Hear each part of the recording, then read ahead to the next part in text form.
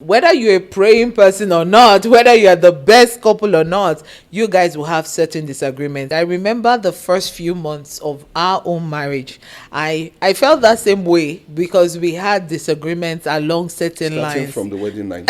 Starting from the wedding night, actually, there were things that were just happening left, right, and center. I wasn't just happy about, and we were having, it was like back to back issues and disagreements. And I remember in that frustration, I was even speaking with my pastor. I was like, I didn't expect this, and my pastor would be laughing over the phone. Why? Because he understood something, and it's part of what we're going to be sharing today. How to help you resolve conflict without it escalating into a fight.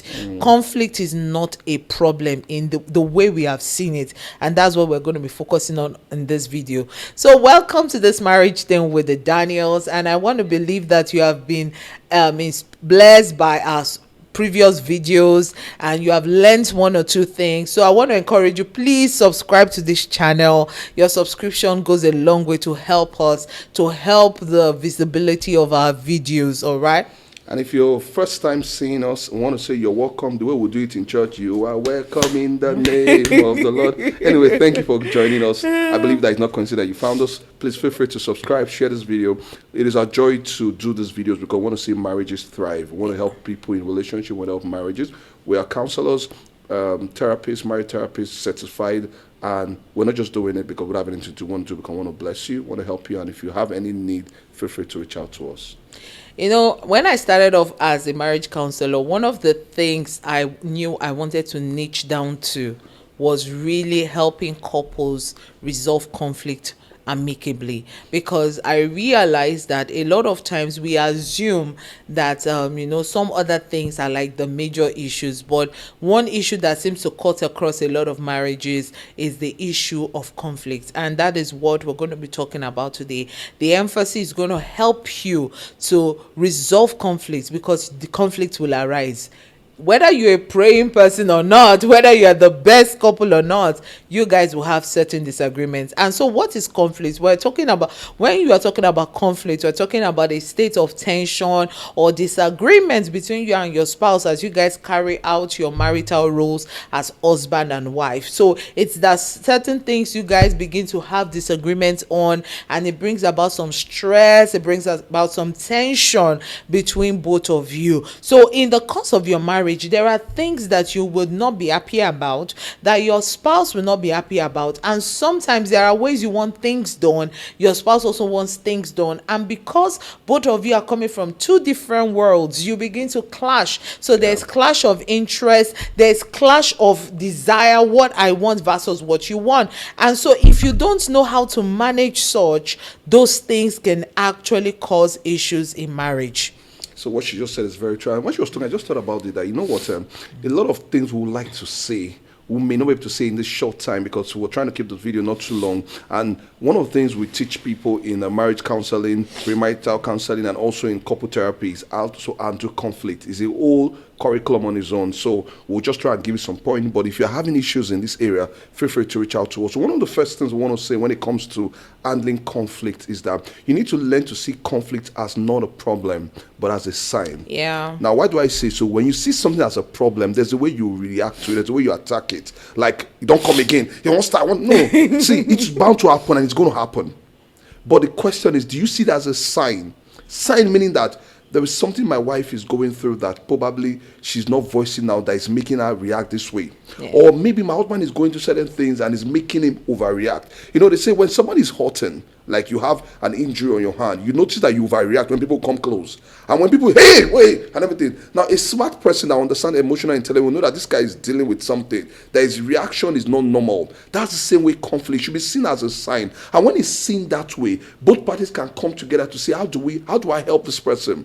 Rather than, you don't come again, don't start a bit, you won't fight, I go give you fight. You like Korea, pass fight and everything. Marriage is not meant to be. I don't know if you've seen couples where every time you pass by their door, it is fight, shout, and everything. You see, things like that make people feel like, oh, if this is how marriage is, like, I don't want to be in. So the first thing I want to know that see it as a sign. And when you now see it as a sign, you now begin to find out, what is this sign telling me? And you now find a way to deal with that sign.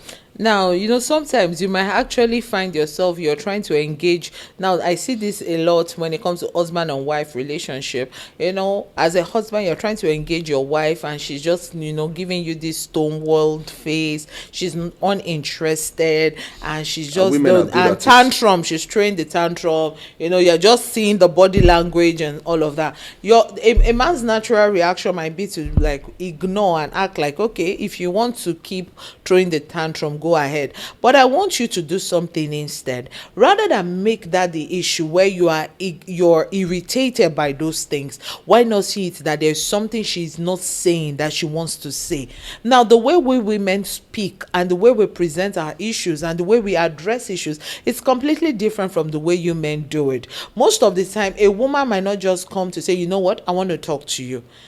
She uses her body language to communicate to you that, look, there is something I want to say, but you need to create a very enabling environment for me. You need to, be observant enough to say what's going on, and, create that environment of vulnerability, because what I want to say might not be pleasant, but I want to know that when I say it, you will hear me. And that is why communication is very, very key. So don't see the clap back, don't see the tantrum, don't see the stonewalling as an issue.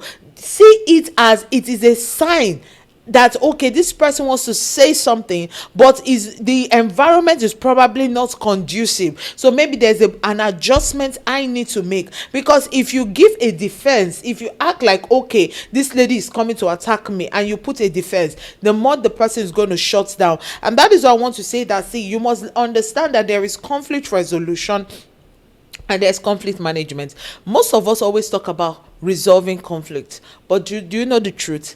69% of the issues you guys are that we tend to deal with, because I'm married myself, all right, that we tend to deal with in marriage are perpetual in nature, which means that they don't go away. They will be there for as long as you guys are married. Some of them will fizzle out after a while, but some of them will be there. Do you understand what I'm saying? So in that situation, most conflicts are not necessarily resolved, but rather managed. And that is why I always talk about constructive conflict, where even though there is conflict, what we are doing is that we are engaging in conversation. I'm listening to. So if my husband and I, for instance, I remember when we were always having conflict on money matters, because I had a personal view on how money is to be handled. Yeah. He had a personal view on how money is to be handled. And it was different financial blueprints that were playing out.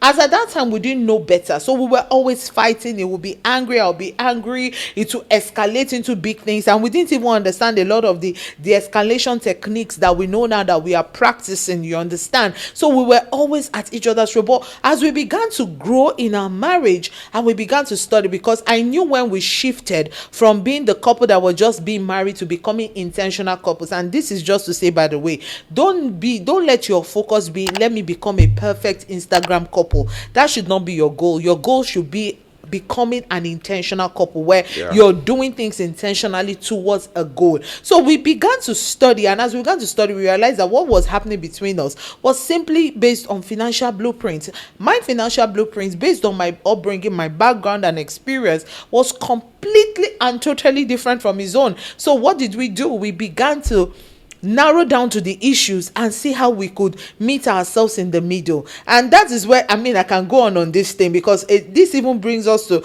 conflict styles, because we've practiced avoidance, we practiced accommodation. Avoidance means let's not talk about it. Accommodation means, you are right, that comes to, you are right, I'm wrong, let's take it like that. Now we've practiced compromise, where the two of us will neglect things that matter to us just because we don't want issues, and we just say, okay, let it be a lose-lose. Let both of us lose. But now we had to move to the best one, which was collaboration, where we began to say, for me, there are parts of your financial blueprint that is good, and there are parts of ease that is good. So we began to merge and work together. And guess what? I just noticed that we were no longer, now don't get me wrong, we still had one or two, but it was no longer as intense as those periods. So we practice. So why I'm saying this is because the issue is still there, but now we have learned how to manage it. We have understanding, which has helped us. So when it crops up again, because we've had moments when it will crop up where we feel like, Fumi, why did you handle money like that? And I'm like, okay, why are you thinking like this and all of that? Both of us were like, okay, we know what is going on. So we come together again, we come back to the drawing board, and we make our adjustments, and we are better for it. Very true. So I just want to talk about something she mentioned. Talked about the escalation techniques. You see, conflict will always happen. You know that, right? And even after we talk this one, does not mean that we cannot end this session now. Conflict will start. It's normal. Anybody that tells you, say we've been married for 9 years, 10 years, 15 years, we don't have conflict, we don't step on each other's toes. Go and check those people. They might not just be telling the truth, or they might be speaking in faith. You know, sometimes people are talking in faith, they're not talking in reality.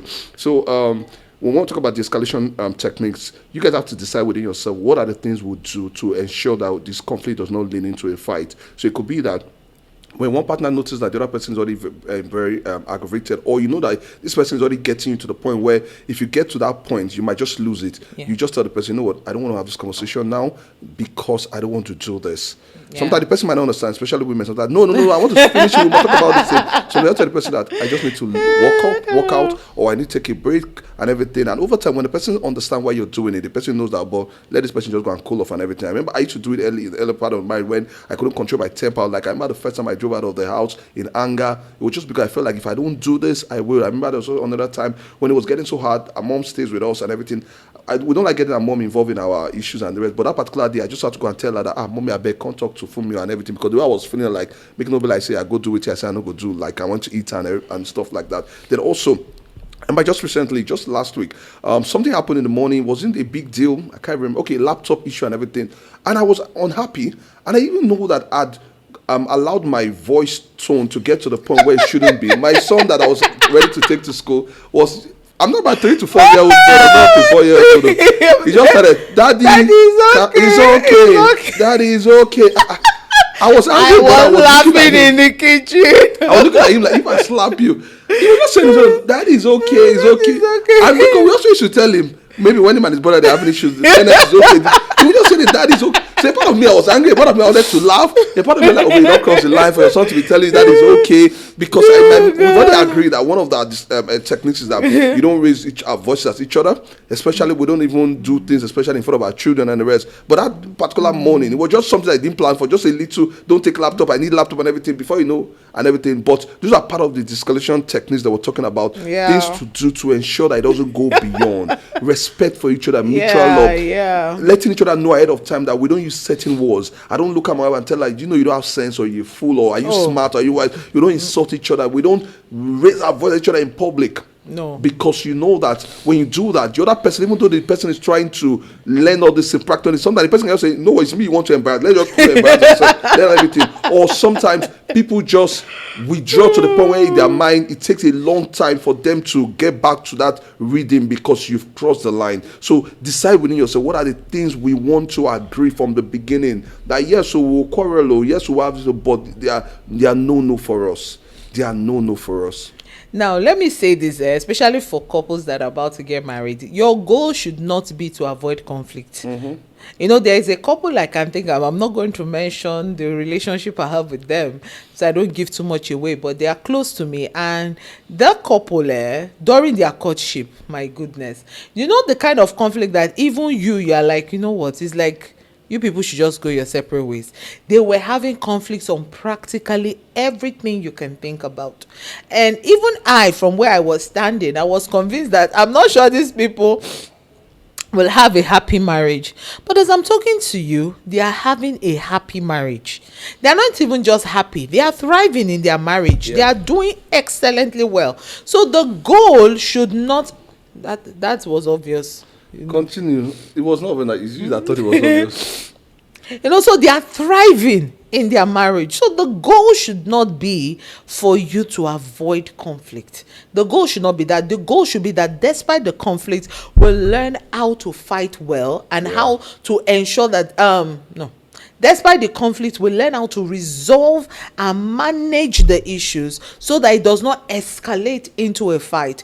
Sometimes we also feel like, oh, the more conflict we have, the more possibility of it leading to a divorce. Not necessarily so, because there was one research I just saw, and it showed that most people even actually divorce on the basis of being apart. That means they have grown apart. So interest is no longer there. There is no emotional connection. There is nothing bringing them together. So they've grown apart, and they feel like there is nothing bringing us together again as a couple. And so they feel like, let's just go our separate ways, as against couples who seem to have had some conflict. Now somebody might say, so are you saying that I cannot live a life in my marriage where I'm not offended by what my spouse does?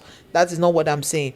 And if we're going to be honest, even the Bible says that offenses will arise. You will be offended. There will be things your spouse will do, because you are dealing with a human being. You're not dealing with a superhuman.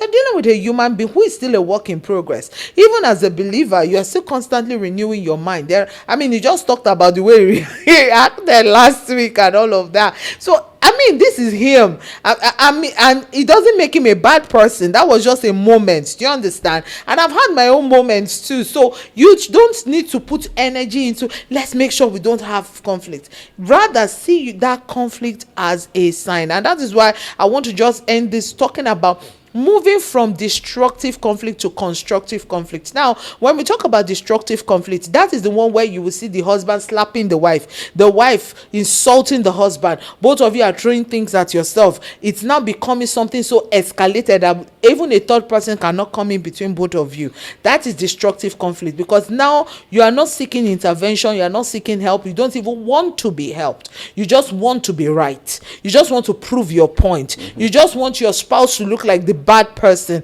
or you just want the marriage to end that you're done. That is destructive. But when we talk about constructive conflict, it is that we are both not happy about this thing, but we're going to wait till emotions have calmed down. Then we will sit down and talk about it, and we will listen to each other's view, and we're able to come up with solutions along the way. That is what constructive conflict is. And that is why couple therapy / marriage counseling is very, very key. Because there are times that you are not even able to have that constructive conflict on your own, because emotions have gotten the better part of you. So you are not even listening. So even if your spouse is trying to prove a point, you're not listening. You don't want to listen. You don't even want your spouse to be right.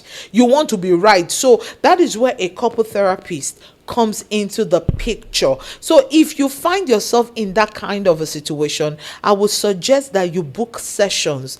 I am trained in this because that is one of the things that I also niche down to, aside helping people treat infidelity, which is to provide interventions for couples who are having conflict, especially recurrent conflict, and their conflict has become so destructive and they don't know how to make it constructive. So if you find yourself in this kind of situation, I want to advise you that you book a session, send a mail, send a DM, and you will be responded to, because your marriage can still survive despite the conflict you both are having.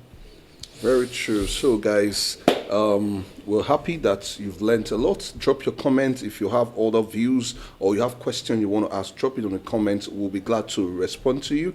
If you've not subscribed, feel free to subscribe. Like this video. It means a whole lot to us. So thank you very much, and we'll see you in our next video. Bye. Bye.